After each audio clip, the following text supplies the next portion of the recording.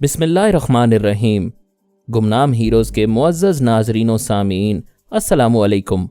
Doctor Mohammad उनीब Salimi के साथ आप सुन रहे हैं देवता।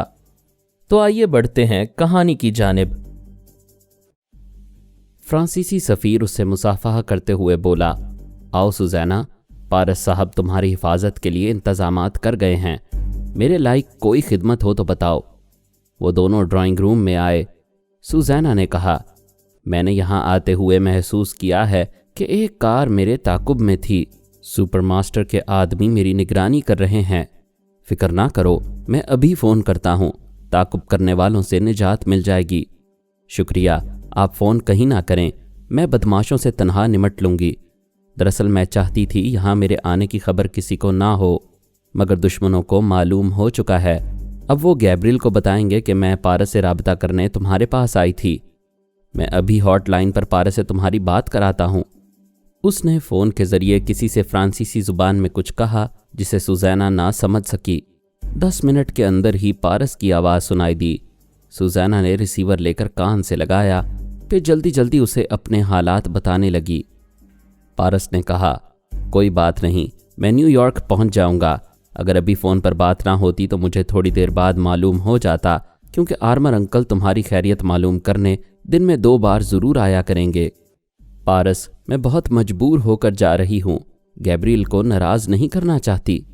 तुम बुरा ना मानना, सुपरमास्टर की वफादारी में वो इतना भी एहसास नहीं करता कि तुम पहली बार अपने बाप के घर जाना चाहती थीं। पेरिस जाने से रोक कर उसने बेटी को बाप से मिलने से रोक दिया है, और ये जीते जी रिश्तों को कत्ल करने वाली बात है। सुज़ैना के सीने से एक आह निकली। फिर वो बोली, मैं गैब्रियल की मोहब्बत में पागल हो गई हूँ। बाप को और सारी दुनिया को छोड़ देती हूँ। पेरिस आने और बाप से मिलने की एक ही सूरत है। वो क्या? तुम गैब्रियल से जाकर कहो कि मुझसे फ़ोन पर बातें हुई थीं। पारस ने कहा है, बहन मजबूरी के बायस पेरिस नहीं आ सकती तो भाई न्यूयॉर्क आकर मिल सकता है, लिहाजा पारस वहाँ पहुँचने वाला है। उससे क्या होगा? वो हम दोनों को जुदा करना चाहते हैं। जब ये मालूम होगा कि जुदा करने का मंसूबा नाकाम हो रहा है तो शायद वो न्यूयॉर्क का प्रोग्राम मनसूख कर दें। नहीं पारस, मैं गैब्रियल को तुम्हारे बारे में नहीं बताऊंगी। न्यूयॉर्क उनका शहर है, अमेरिका उनका मुल्क है। वो तुम्हें जान से मार डालेंगे। मैं फरहाद अली तैमूर का बेटा हूँ। जिस शहर में जाता हूँ उसे अपना शहर, और जिस मुल्क में जाता हूँ उसे अपना मुल्क बना लेता हूँ। मैं वहाँ एलानिया आकर तुमसे मुलाकात करूँगा और तुम्हारे गैब्रियल को दुश्मनों के तिलिस्म से निकालूंगा। तुम कितने अच्छे हो पारस, तुम भी तो बहुत प्यारी बहन हो। मैं आर्मर अंकल से कहता हूँ वो तुम्हारे पास आते रहेंगे और तुम्हारी खैरियत मालूम करते रहेंगे। अंकल चाहें तो बराबर मेरे दिमाग में रह सकते हैं। नहीं सुज़ैना, अंकल मुसलसल दिमाग में रहेंगे तो उनकी मौजूदगी में तुम दुश्मन ख्याल ख्वानी करने वाले को महसूस नहीं कर सकोगी। वो आते जाते रहेंगे और हर बार आते ही मखसूस कोड वर्ड्स अदा करते रहेंगे।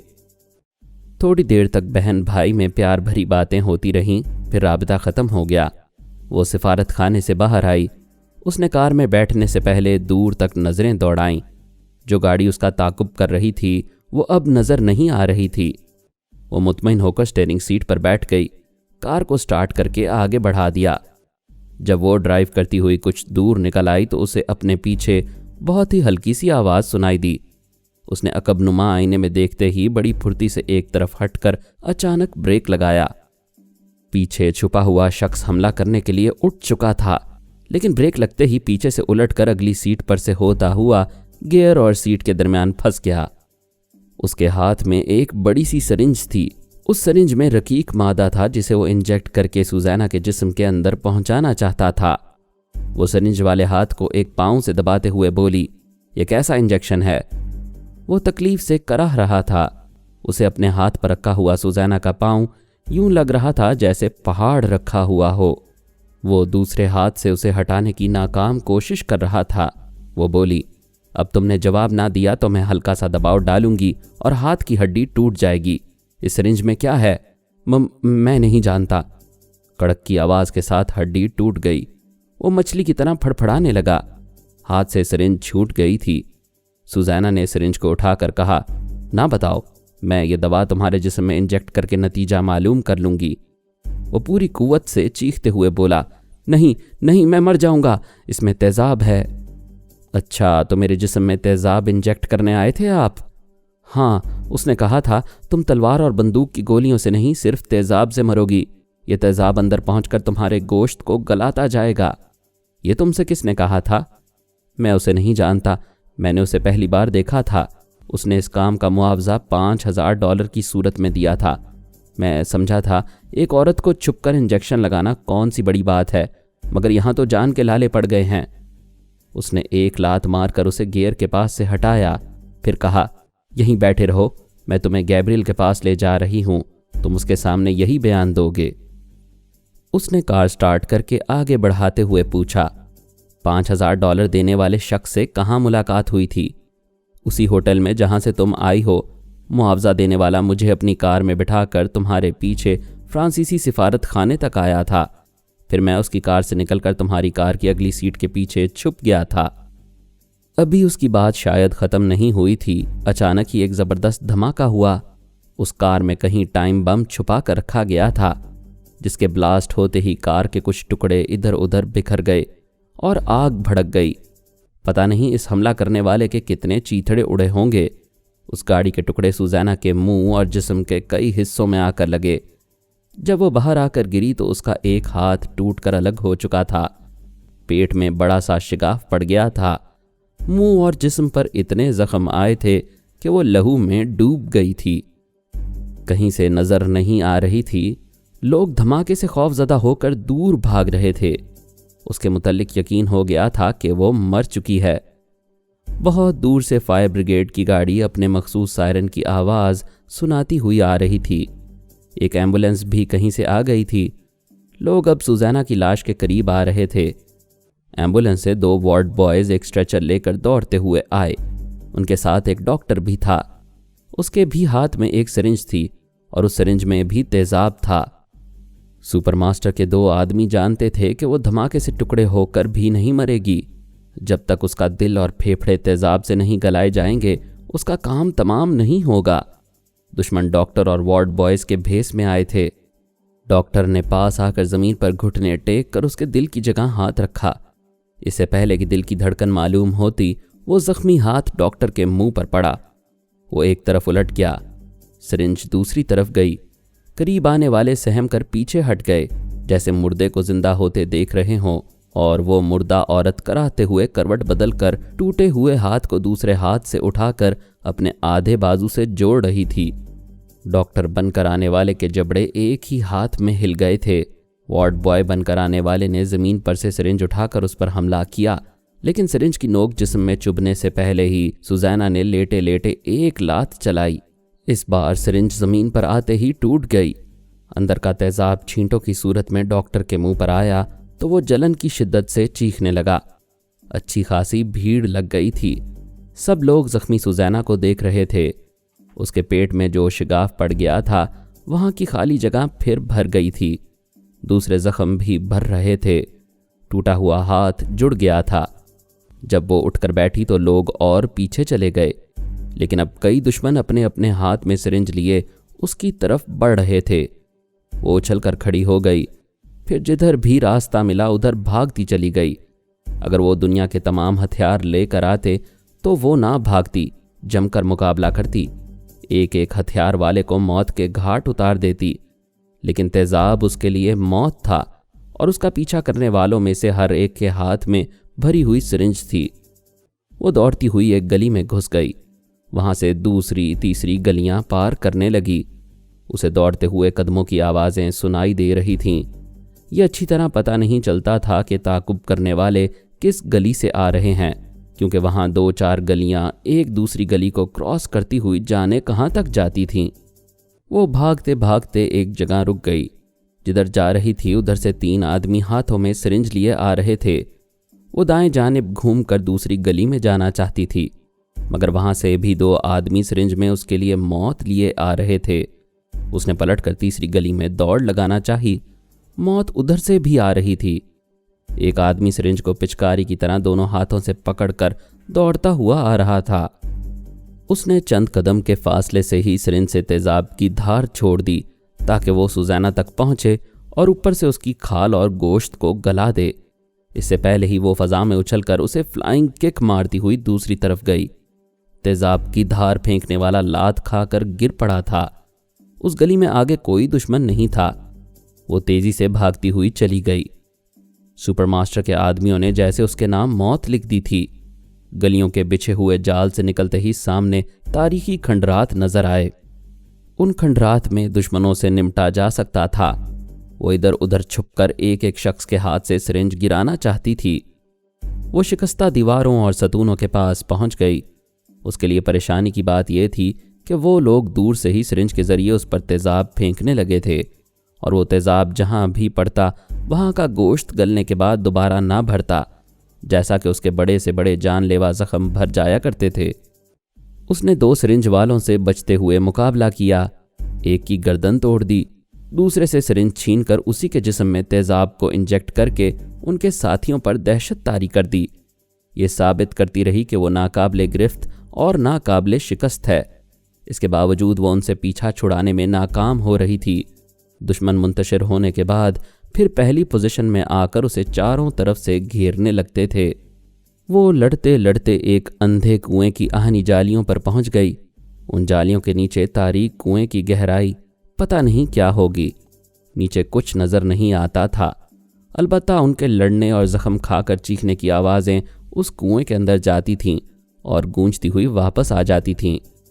آہنی جالیوں کا ایک حصہ کھلا ہوا تھا۔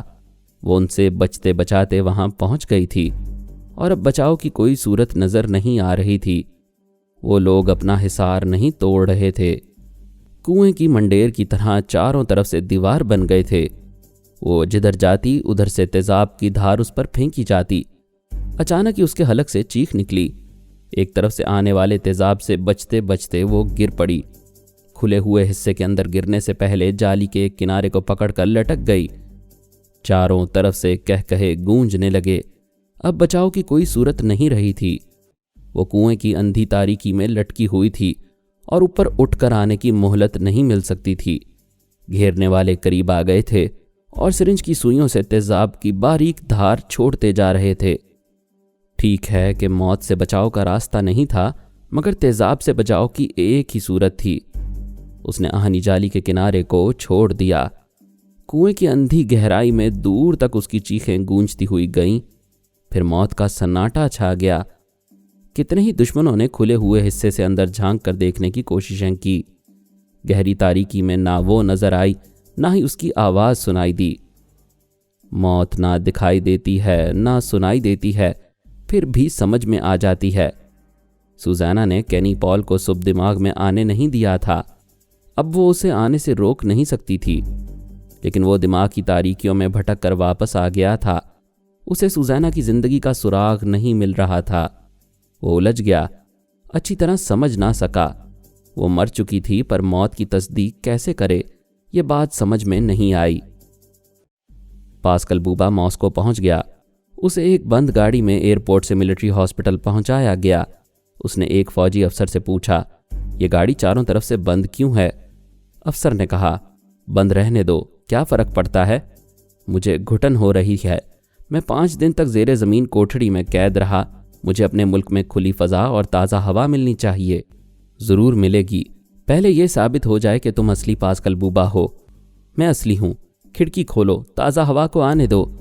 تم تازہ ہوا کے لیے نہیں، ہمارے ملک اور شہروں کو جاسوس کی نظروں سے دیکھنے آئے ہو۔ یہ جھوٹ ہے۔ ہسپتال پہنچو گے تو تمہارے انگلیوں کے نشانات لیے جائیں گے۔ ضرور لینے چاہیے۔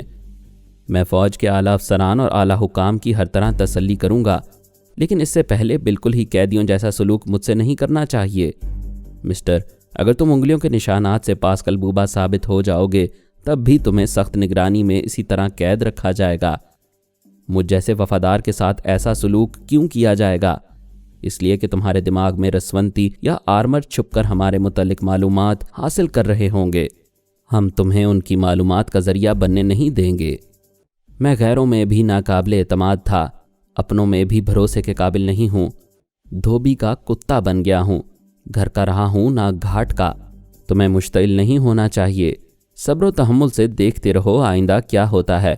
अगर तुम पास्कल साबित हो जाओगे तो हम तुम्हारी ख्याल ख्वानी की तवानाई वापस लाने के लिए तवज्जो से इलाज कराएंगे और तुम्हारे तनवीमी अमल करने वालों को भगाएंगे। उसे हॉस्पिटल पहुंचाया गया। वहां फ़ौज का एक आला अफसर मौजूद था, मगर उसने पास्कल के सामने आकर मुलाकात नहीं की, ना ही अपनी आवाज़ सुनाई। अंदेशा यही था कि पास्कल के दिमाग में छुपे हुए रसवंती और आर्मर उसके दिमाग में पहुंच जाएंगे। उसकी उंगलियों के निशानात लिए गए, मुख्तलिफ जावियों से तस्वीर उतारी गईं। मशीनों के ज़रिए मालूम किया गया कि वो बहरूपिया है या नहीं। उसकी गुफ्तगू को रिकॉर्ड किया गया ताकि आवाज़ और लहजे का फ़र्क मालूम किया जा सके। उससे कितने ही कागजात पर बहुत कुछ लिखवाया गया, उसके दस्तखत लिए गए। वो बेचारा तमाम दिन मुख्तलिफ आजमाइशों से गुजरता रहा। इस दौरान डॉक्टर उसका मुआयना और इलाज करते रहे। रात को वो दवाओं के असर से गहरी नींद सो गया। दूसरे दिन मौसूल होने वाले नताइज 100% उसके हक में थे। वो पास्कल बूबा तस्लीम कर लिया गया, लेकिन वो पेरिस से ख़तरे की घंटी बनकर आया था। आइंदा उसे मुल्की राज नहीं बताए जा सकते थे और ना ही उससे कोई अहम काम लिया जा सकता था। वो सोच समझ कर गुफ्तगू करे या रवानी में बोलता रहे, उसकी हर बात पर गौर किया जाता था और शुबा किया जाता था कि वो रसवंती या आर्मर की मर्जी के मुताबिक बोल रहा है, और जो बोल रहा है उस बात के पीछे क्या मकसद हो सकता है।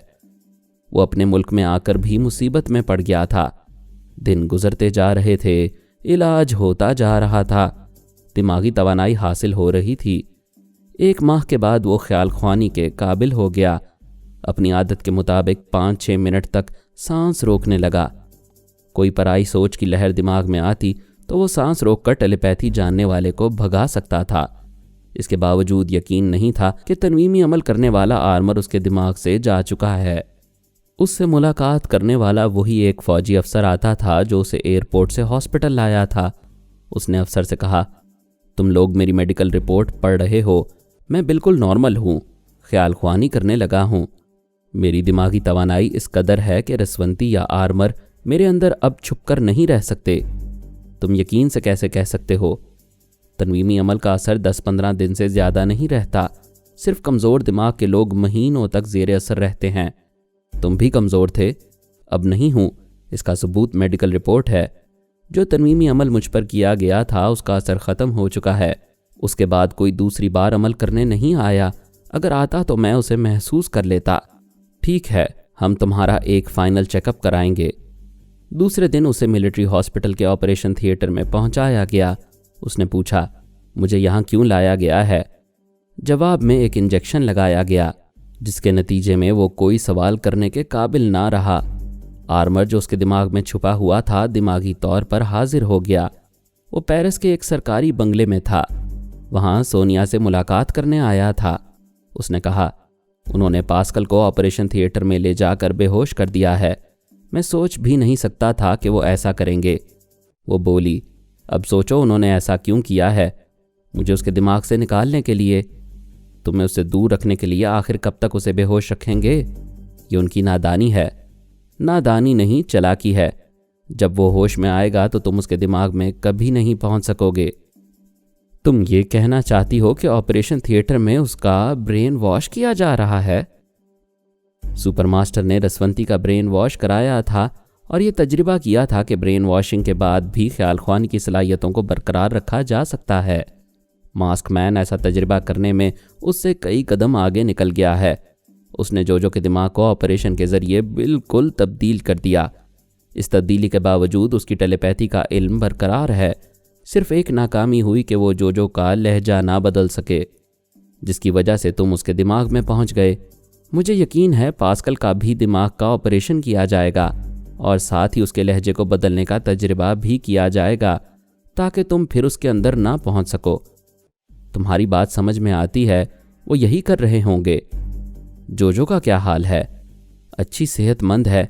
हॉस्पिटल के बाहर लॉन में आकर बैठती है। मुझे मिस्टर आर्मर कहती है। दिल छोटा ना करो, जब पहचान लेगी तो भाई कहा करेगी। मैंने कहा था मुझे भाई कहा करो। उसने जवाब दिया, रिश्ता खा कितना ही मुअज़्ज़ज़ और मुक़द्दस हो, उसे सोच समझ कर कबूल करना चाहिए।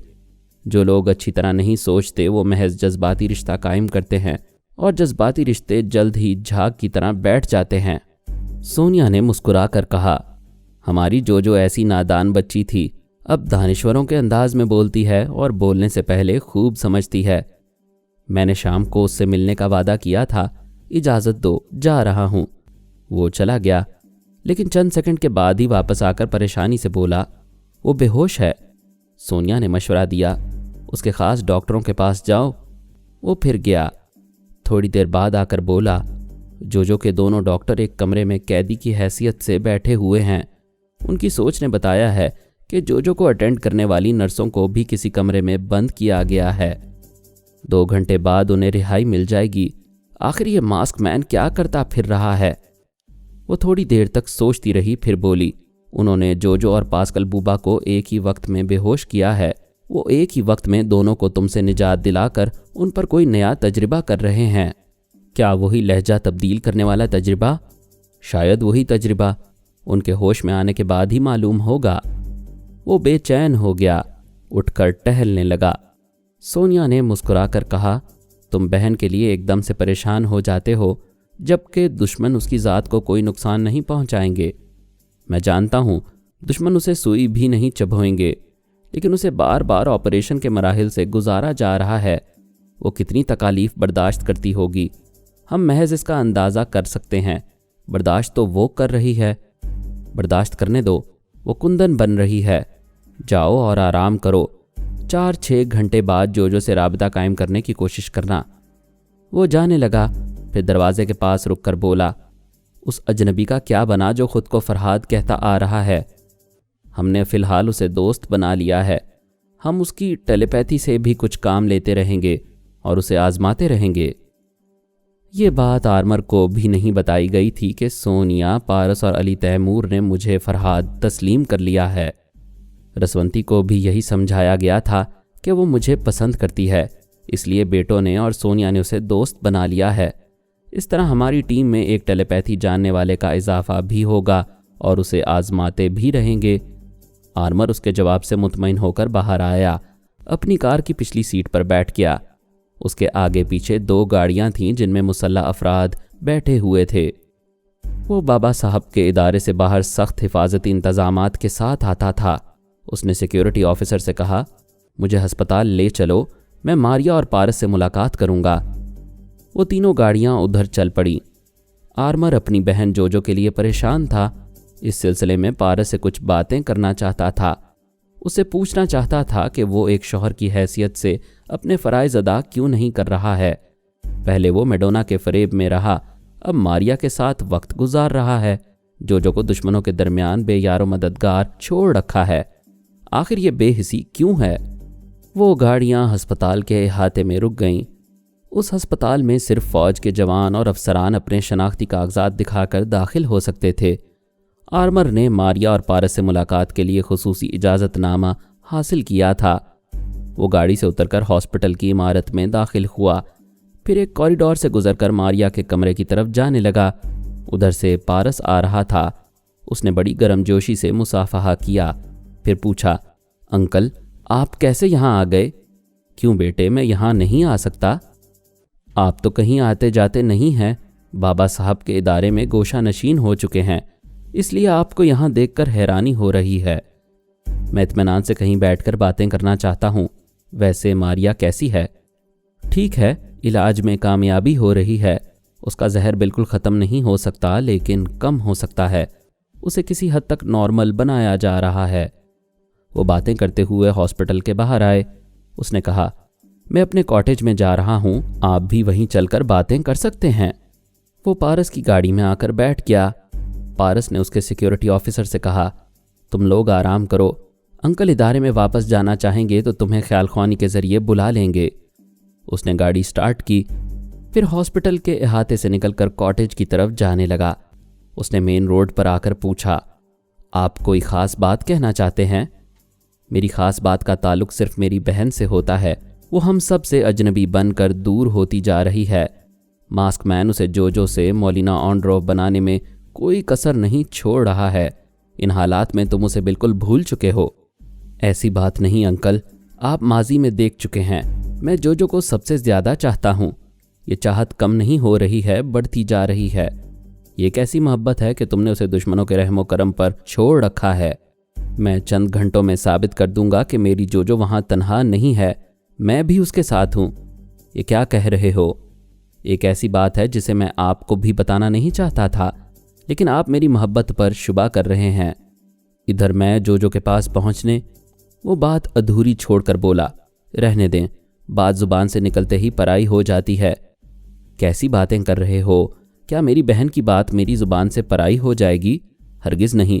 तुम जो बात छुपा रहे हो उसे मैं भी छुपा कर रखूँगा।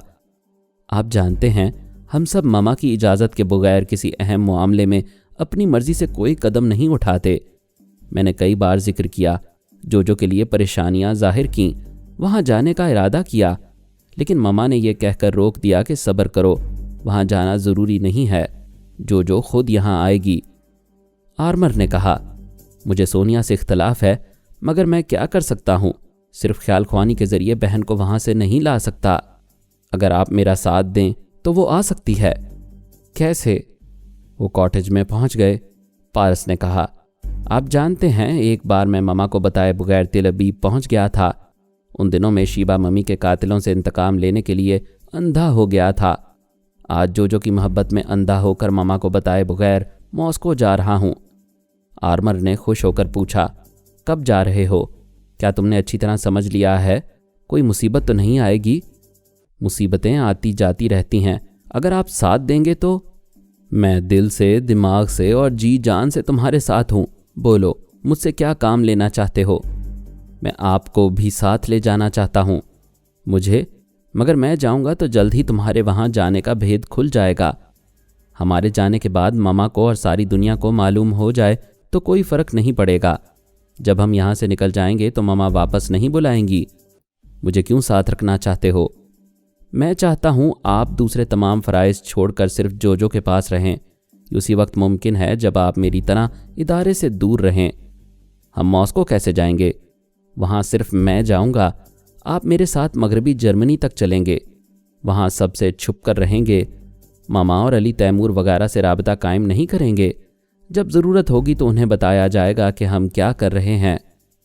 पारस ने एक जैली पासपोर्ट और ज़रूरी कागजात निकाल कर दिखाते हुए कहा, पासपोर्ट की तस्वीर देखें। मैं इस शख्स के भेस में इन कागजात के मुताबिक आसानी से मॉस्को पहुंच जाऊंगा। आप राज़ी हैं तो बताएं। यहाँ का एक सरकारी अफसर मेरा राजदार है। वो 1 घंटे के अंदर आपके लिए भी जैली पासपोर्ट और दीगर कागजात फराहम कर देगा। बेटे, तुम मेरी जोजो के लिए बहुत बड़ा कदम उठा रहे हो। मैं हर कदम पर तुम्हारे साथ रहूँगा। पारस ने रिसीवर उठाकर किसी से राबता कायम किया, फिर उसे एक जैली पासपोर्ट, दीगर ज़रूरी कागजात और 3 घंटे बाद जाने वाली फ़्लाइट के टिकट के लिए कहा। फिर रिसीवर रख दिया। बोला, यहाँ आपके जिन फ़राइज़ की अदायगी ख्याल ख्वानी के ज़रिए रह गई है, उन सब को निपटा लें। मामा को बता दें कि आप मेरे पास आराम कर रहे हैं, यहाँ से 4-5 घंटे बाद जाएंगे। वो बोला, ठीक है, इस तरह किसी को यहाँ से हमारी रवानगी का शुबा नहीं होगा। वो ख्याल ख्वानी के ज़रिए सोनिया से राबता कायम करना चाहता था। पारस ने कहा, ठहरिए, आप किससे बातें करने जा रहे हैं? तुम्हारी मामा से। आप किसी ज़रूरत के वक्त ही उनसे राबता कायम करते हैं। क्या अभी कोई अहम बात है? अभी तो नहीं है। 4 या 6 घंटे बाद जोजो के पास जाऊंगा, फिर सोनिया को उसके मौजूदा हालात बताऊंगा। बेहतर है अभी मामा के पास ना जाएं। उन्हें इस बात पर शुबा हो जाएगा कि आप उनसे मेरे पास वक्त गुजारने की बात क्यों कर रहे हैं। आप मुझे जोजो के मौजूदा हालात बताएं।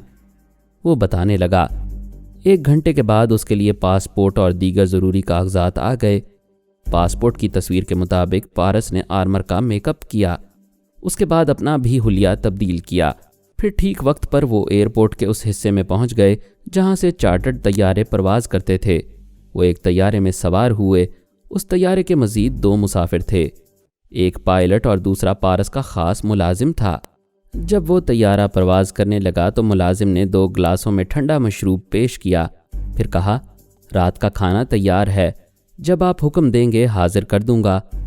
आर्मर ने कहा, मैं ज़रा देर से खाऊंगा। पारस बेटे, तुम मेरा इंतज़ार ना करो।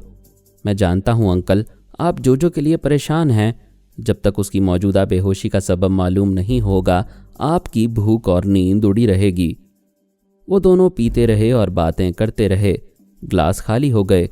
पारस ने कहा, प्यारे अंकल, आपकी भूख उड़ चुकी है मगर नींद नहीं उड़ेगी। ये मशरूब अभी आपको गहरी नींद सुला देगा। वो खुमार आलूद आवाज़ में बोला, मैं अभी सोना नहीं चाहता। बेवकूफ़, तुम्हारे ना चाहने के बावजूद नींद आएगी। आर्मर की आंखें बंद हो रही थीं। उसने बड़ी मुश्किल से आंखें खोलते हुए कहा, तुम मुझे बेवकूफ़ कह रहे हो? अपने अंकल को बेवकूफ़ कह। वो आगे कुछ ना कह सका। आंखें बंद हो गईं। बड़े आराम से नींद उसे ले डूबी।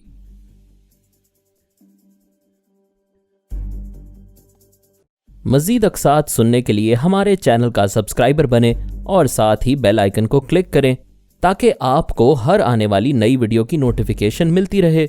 हमारी वीडियोस को लाइक और शेयर करें और हमें अपनी दुआओं में याद रखिएगा। ISI और पाक आर्मी जिंदाबाद, पाकिस्तान पाइंदाबाद। हम फिर मिलेंगे इंशाअल्लाह एक नई किस्त के साथ। तब तक के लिए अल्लाह हाफिज।